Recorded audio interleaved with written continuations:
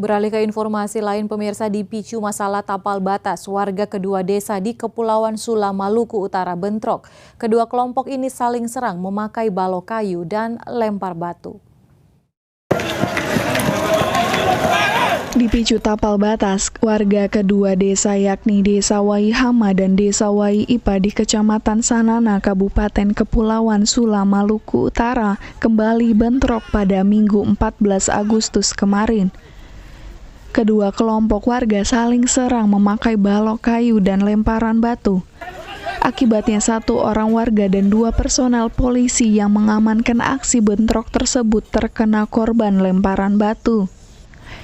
Aksi tawuran kedua desa tetangga ini bermula ketika warga Desa Waiipa memasang tiang tapal batas. Namun pemasangan tiang tapal tersebut tanpa persetujuan warga Desa Waihama sehingga memicu bentrok antar keduanya.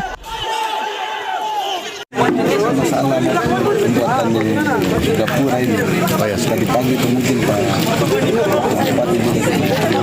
kedua kepala desa, karena mungkin ini dia tidak sampai ke bawah ke masyarakat, atau kamu kurang komunikasi sehingga masyarakatnya komunikasi dan turun ke jalan-jalan terjadi hal seperti tadi. Itu masalah awal dibutuhkan dari aparat turun sini tujuan untuk memisahkan kedua belah pihak supaya jangan sampai ada terjadi konflik saja. Personel gabungan polisi dan TNI setempat yang melerai aksi bentrok saat ini tengah berjaga-jaga untuk mencegah aksi bentrok terulang kembali hingga persoalan kedua desa ini dapat diselesaikan bersama.